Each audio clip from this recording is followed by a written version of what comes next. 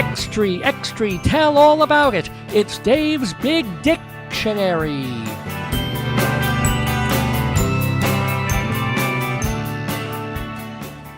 Well, the word for Dave's Big Dictionary today, the random word that my wife selected, is worrisome. Let's actually read the word. I normally do that, even though I think we all know what this one means. Worrisome, full of worry, I imagine it would say. Let's check this out without my glasses, of course. Worrisome, an adjective causing distress or worry, inclined to worry or fret. And of course, the word worry is to, That's weird.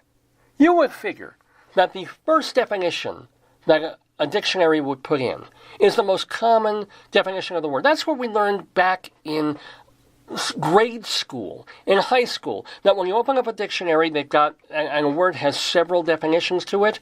The first one is the most important, the biggest, most used one, and then they lessen as they go down. Well, in this dictionary, the word worry, even in terms of a verb, to worry, what do you think it is? The first definition that they have is to shake and mangle with the teeth, like a terrier. Yeah, because when I think of the word worry, that is the first thing that comes to mind, is a terrier, taking pain, like in cartoons. And then the second one is to make anxious or upset, or to feel or express great care or anxiety. That's actually number 3, is to fret. But anyway, worrisome, as we said, is... so those definitions worry me. That's my word. Worrisome. How am I going to use it? How am I going to talk about it? Well, it is actually not that difficult for me because I come from a culture of worry, a family of worry. I mean, Jewish people, this is what we do. We worry about stuff. We're prone to worry because what's good today, tomorrow, probably not. Germany, 1913, why worry? Germany, 1923, start worrying. Germany, 1933, big worry. Right? So Jews have learned over the years. Spain, when the Columbus sailed the ocean, and Spain in 1491, I'm sure the Jews were worried. So it's in my DNA, it's in my genetic makeup, my background to worry. And not to call her out or talk about her that much, but my mom, God love her to pieces, she is the world's biggest worrier. I mean, worries from the moment she gets up to the moment she gets to sleep at night. And one of the wonderful things that she did years ago is that she stopped smoking. Right? She used to smoke, I would say, about a pack a day, all while I was growing up. And then for her health, she gave it up, and she never went back to it. But cigarettes were one of the things that really did help her calm down. They helped her get through the day. When she gave those, she literally became twice as nervous and worried and anxious as she used to be.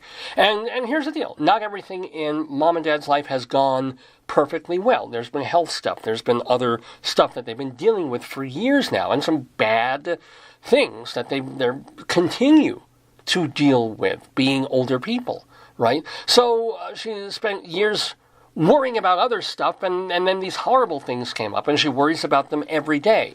So the question is, why can't we all be the kinds of people who, prepare for things without worrying about them? Because there's stuff that will happen that you have no idea coming around the bend. The truck that hits you, you're not going to think about it. The cancer that gets you, we're all going to get cancer of some kind if we live long enough, or tumors. And so do you worry about them? You can't. You can't go through life saying, is this the doctor's appointment where they're going to diagnose the biopsy and thing and say, aha, yeah, let's see if it's benign, malignant. You can worry yourself to distraction. And I do think I come from a little bit of a background of that. I'm a nervous person, but I don't see myself as a worrywart. I used to be when I was a kid, but I gave that part up. I do think that rather than find everything worrisome, I am more of not even a pessimist, but a cross between a pragmatist and a fatalist. It's that kind of Jewish thing of, or the Mel Brooksy thing of hope for the best, expect the worst. That kind of positioning yourself in a place where you kind of figure that even if something wonderful happens, there's going to be something a little negative underneath, or if something terrible happens, you've steeled yourself. Because you sort of expect the worst or something negative anyway. And that is really sort of how I go through life, for better and mostly worse. This idea of me going to something, like we're going to be getting on a plane soon, going to Boston. Now, this is wonderful, right? We're going on a trip. We're going to go eat out in restaurants. My wife has a conference to go to.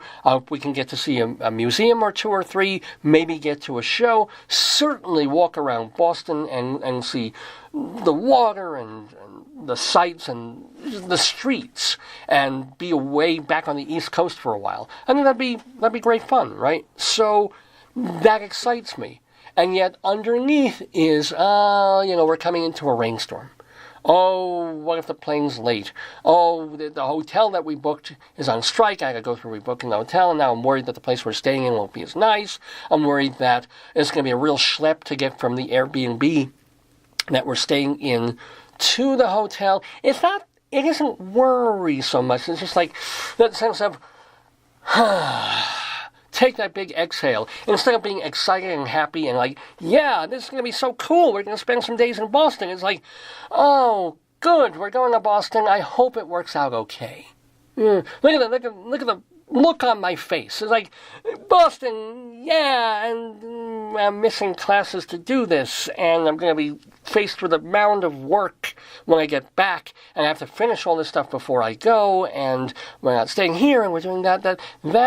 I don't know if I'd call that worry. I think I almost call it this fatalistic sort of, I hope it goes well. It probably will go well. But an aspect of me is just cushioning itself against the worst, against the annoyances, against the delays, against bad weather, against all the stuff I have to do.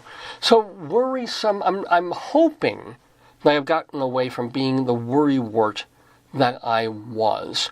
It's more anxiety and a fatalistic, almost pessimistic. I'm not quite a pessimistic. I'm not assuming the worst will always happen. I really don't.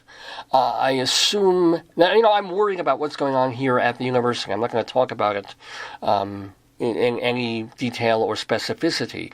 But, everybody knows there's a money problem here, and it's starting very directly to affect things that are done here and departments here. Am I worried? Yeah. Am I a full-time person making great benefits here and losing an X dollar a year job? No. I could potentially lose some of what I do here for sure. So, I don't know. I'm bracing myself without actually worrying. Maybe that's the best way to put it. I'm trying to think about the one song that shot through my head. I don't have a copy of it here. Was a song from Monty Python. It was never on one of their episodes or movies, but one of their albums. Terry Jones sings a song about being worried about everything. I'm so worried. I'm worried about this traffic light. I'm worried about literally everything he does in the baggage collection department at Heathrow Airport. It's a cute little song if you get to hear it. And then as soon as the Terry Jones song went into my head, I also started thinking of the Dire Straits song, Why Worry? Why worry? There will be sunshine after rain. There will be sweetness after pain, which is not necessarily true. And my Jewish conscience will tell me, but that's the balance that you try to strike. I can't be Alfred E. Newman. I can't. Even though it would probably add years to my life not to be negative and to be a bit worried here and there. To be, why worry? What, me worry? Yeah, me worry sometimes. But at least I moved away from the worst of worry to the best of, all right, let's just get through this. Whatever it is, let's just get through it. And we've gotten through Dave's Big Dictionary for today, November 10th, 2018.